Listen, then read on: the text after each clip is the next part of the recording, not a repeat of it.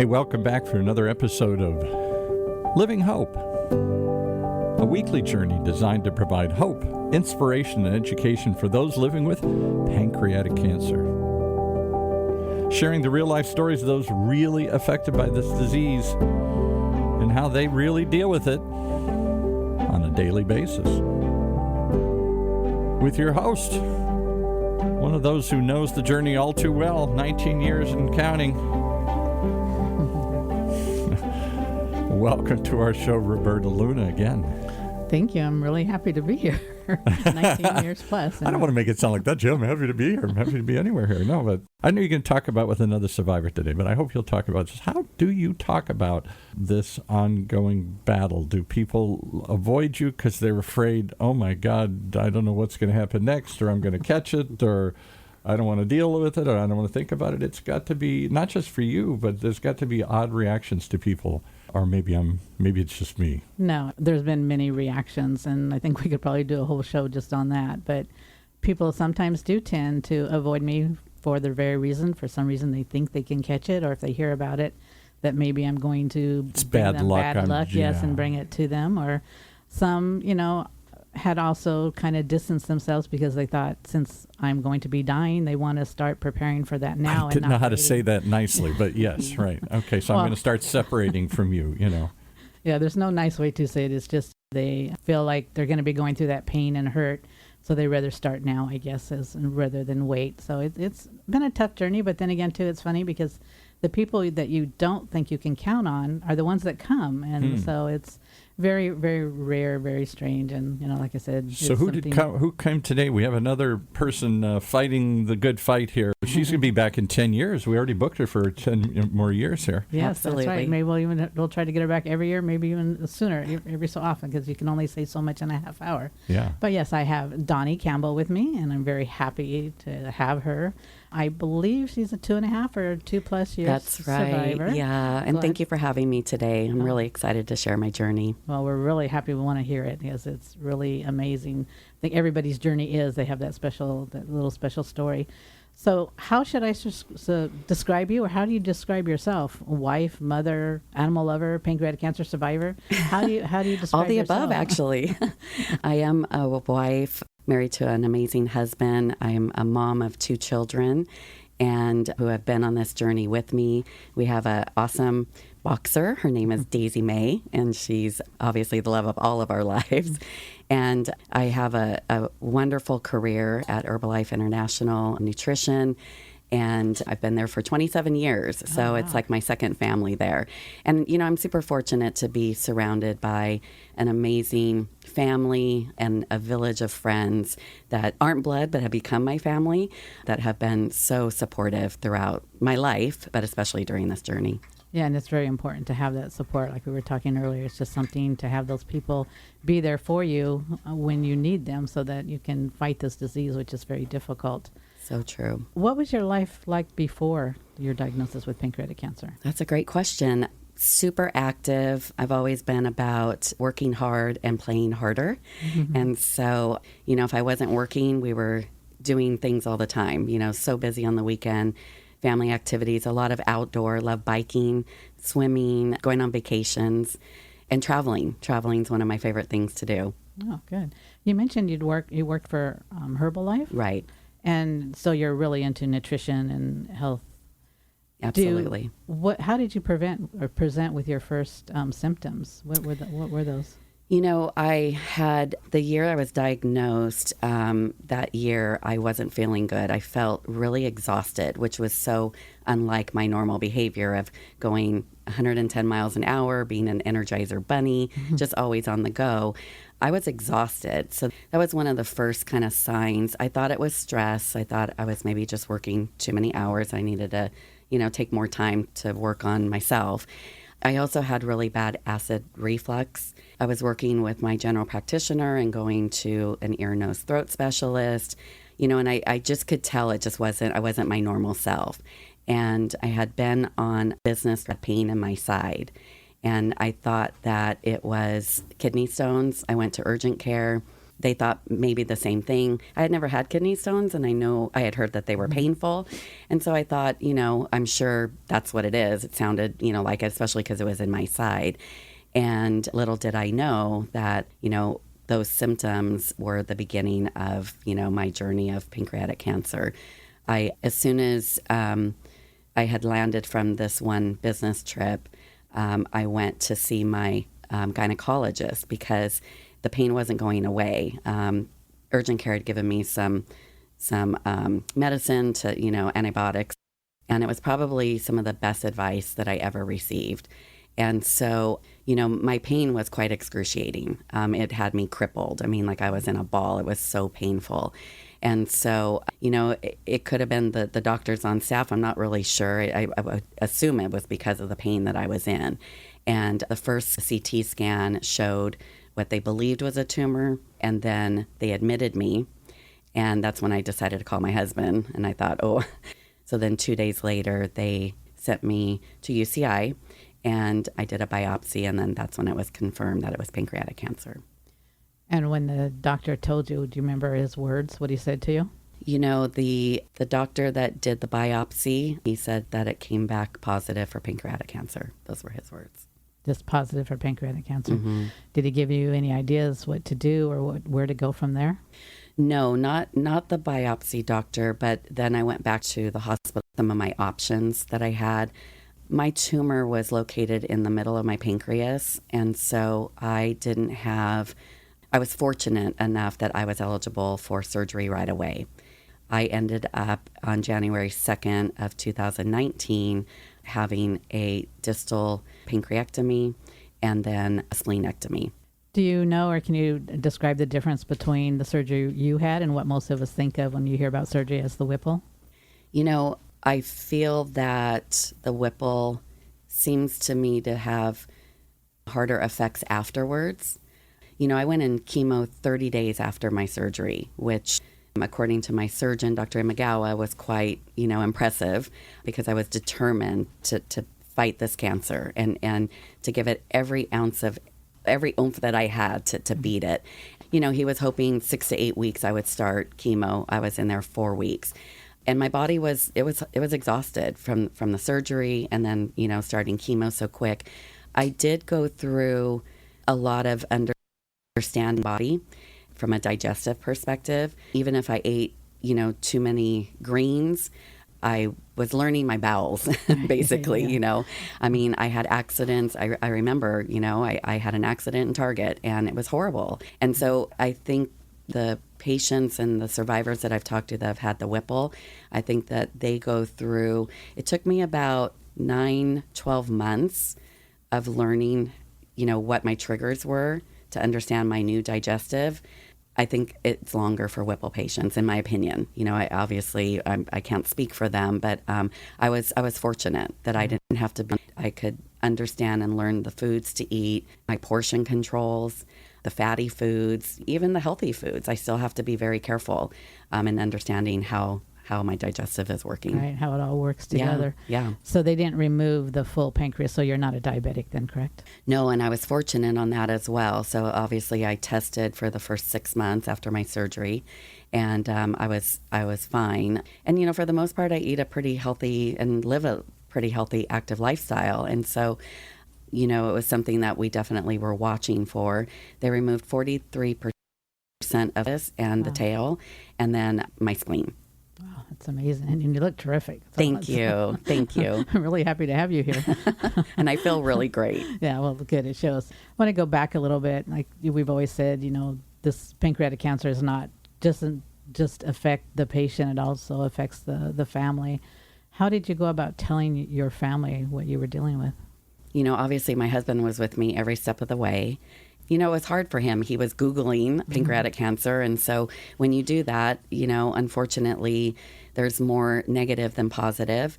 At that time, it was a 9% survival rate. And so, see, I get emotional. Yeah. But, it's like, wow, she's going to die. And so we just had the conversation that, listen, that's not going to happen.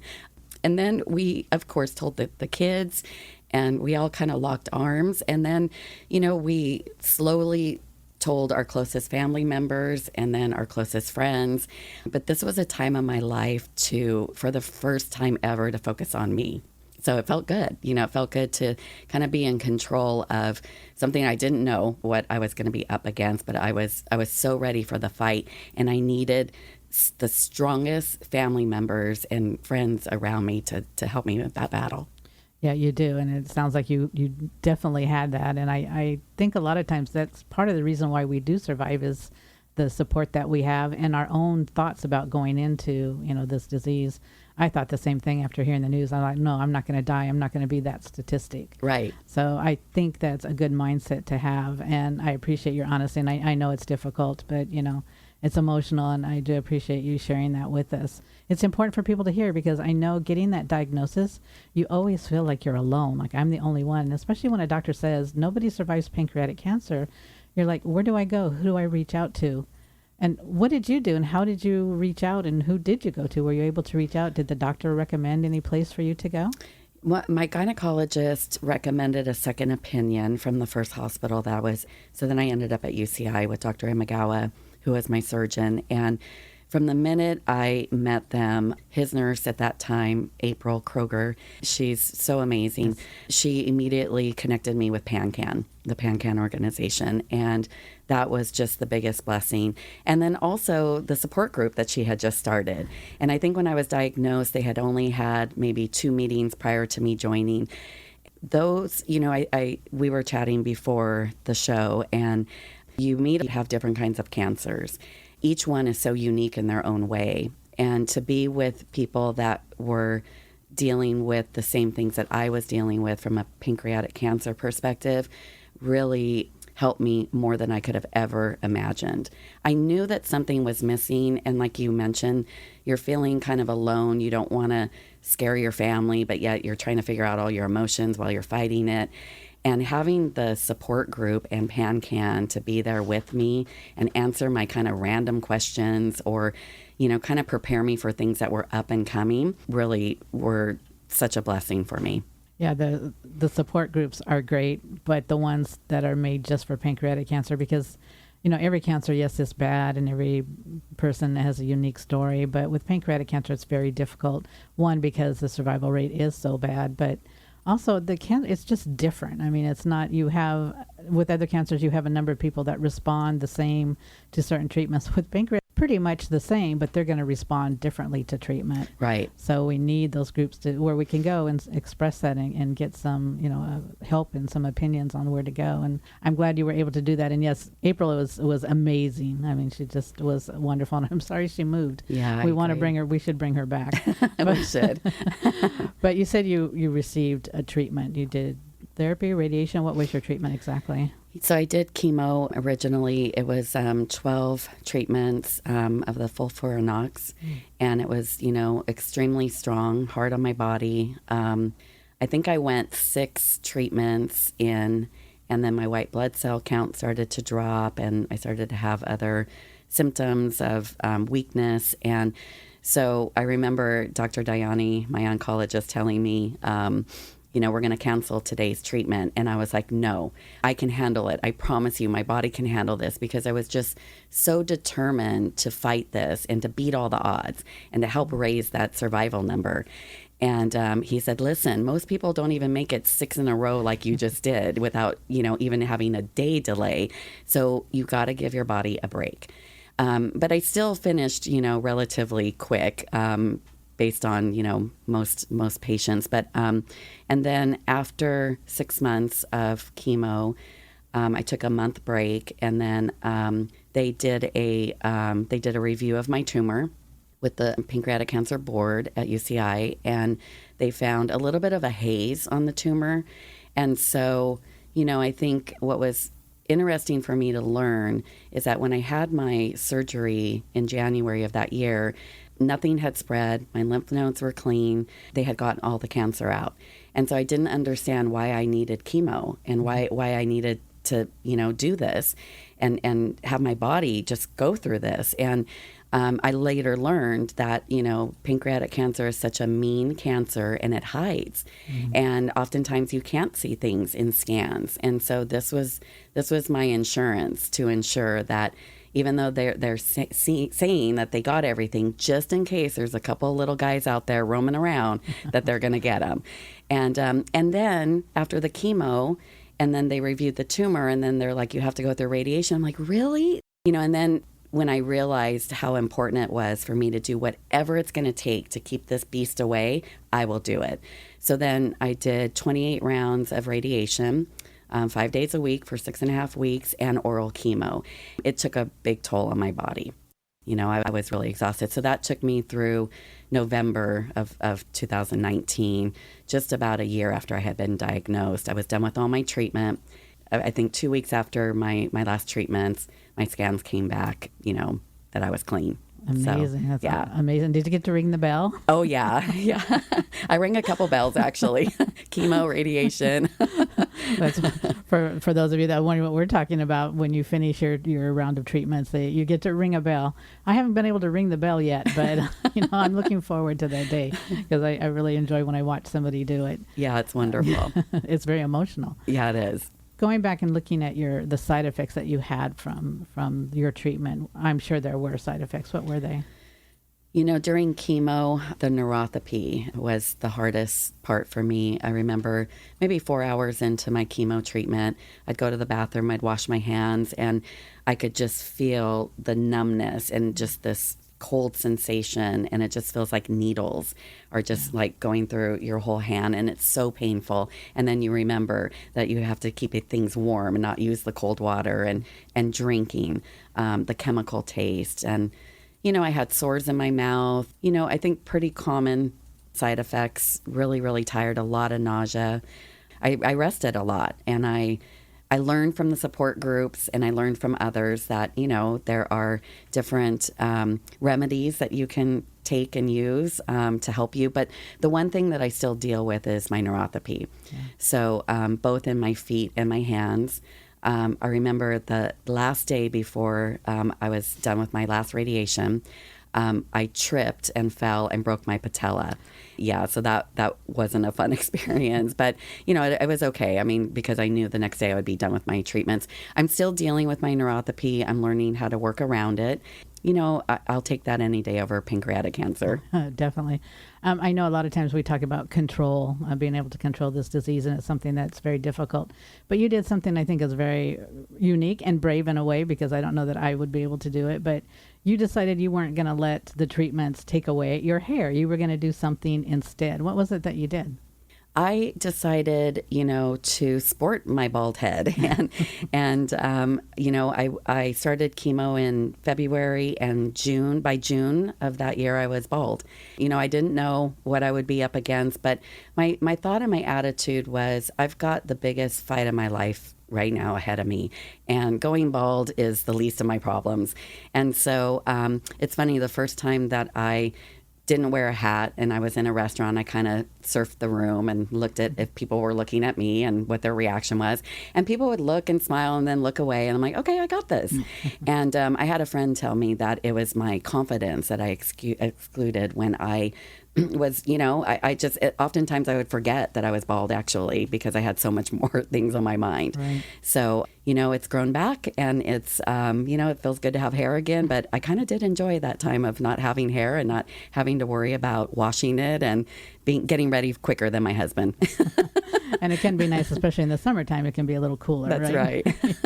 You have to find the positives, right? Yeah, you do in everything, and it's difficult because sometimes people don't understand that. But when you're dealing with pancreatic cancer, the devastation, you have to find that little bit of rainbow and go with that. Absolutely. And I think you've done a great job with it. And I know you also have a collection of hats, and you've just been able to really just wear it well. You know? And so I really admire you for that. And if you could give any advice to a caregiver for the person they're helping through this journey, what would you tell them?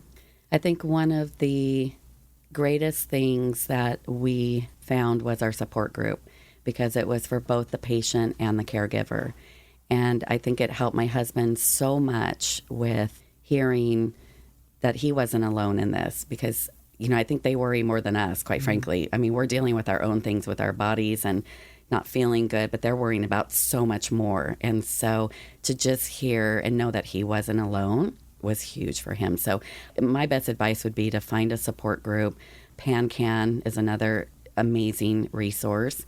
And I think as the patient, remembering that they're going through a lot too, is really important, because I couldn't have achieved as much as I did, I don't think, as quickly as I did without him. Yeah, our caregivers are very important. I know I feel the same. I couldn't have gotten through it.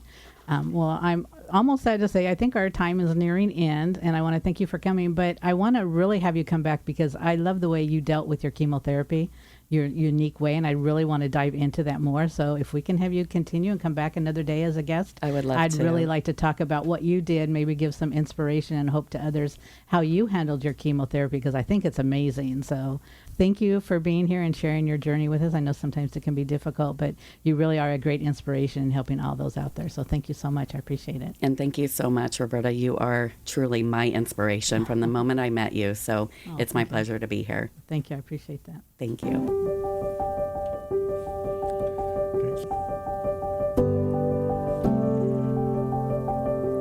Well, you've been listening to another episode of Living Hope, a weekly journey designed to provide hope, inspiration, and education for those living with pancreatic cancer, like our guest today, sharing the real-life stories of those really affected and how they deal with it every day. If you'd like to share your story, please contact us. And if you or anyone you know needs help right now, please call Patient Services at 877 and the number 2 PanCan. That's 877-2-PANCAN. Put you in touch with the Pancreatic Cancer Action Network. Paul Roberts for Living Hope, inviting you to come back each and every week as we continue to find hope and inspiration in this all too difficult journey. Right here in Orange County's only community radio station, OCTalkRadio.net.